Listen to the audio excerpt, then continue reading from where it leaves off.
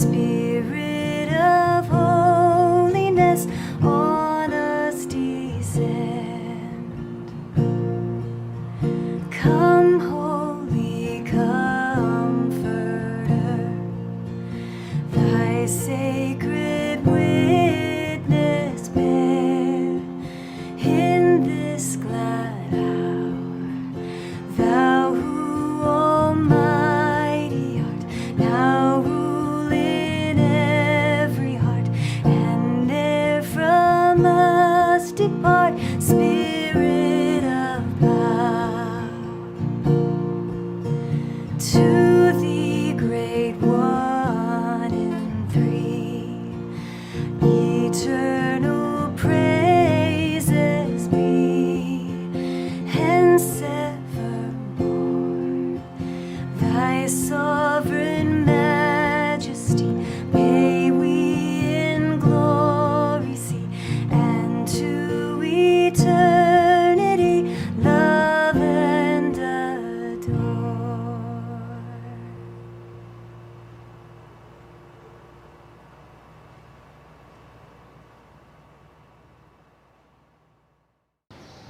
Mapagpalang umaga po sa ating lahat at welcome po sa ating Dawn Prayer Covenant. Ang ating scripture po ngayon pong umaga sa ating devotion ay matatagpuan po sa Hebrews. Sa Hebrews chapter 5, verse 5, skip to verse 7 up to 9. At ito po ang nakasulat. Babasahin ko po ito sa New International Version. In the same way, Christ did not take on himself the glory of becoming a high priest.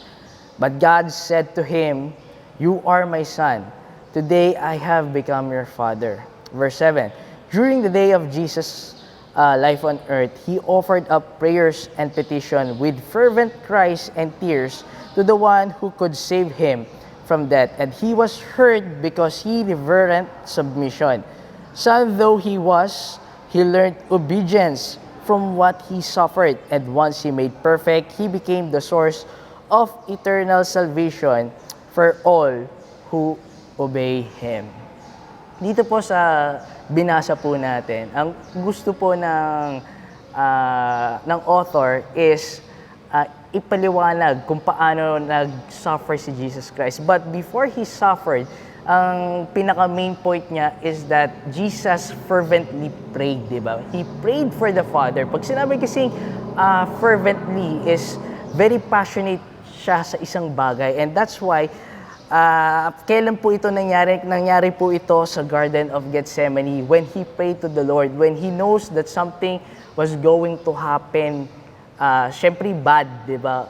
Alam niya may mangyayaring masama sa kanya. And that's why he prayed fervently. He cries out, Lord, alam po namin, Panginoon, na merong problema akong kinakaharap. At alam ko po, di ba, na mamamatay siya, di ba? He will suffer from death.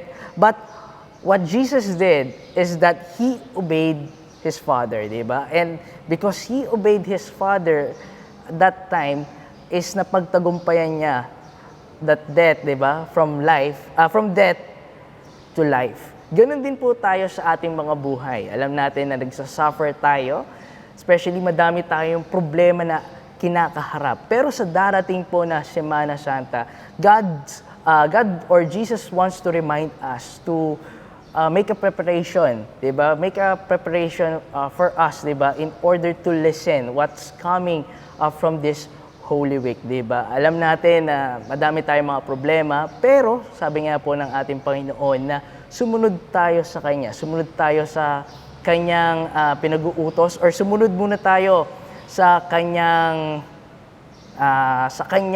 kagustuhan.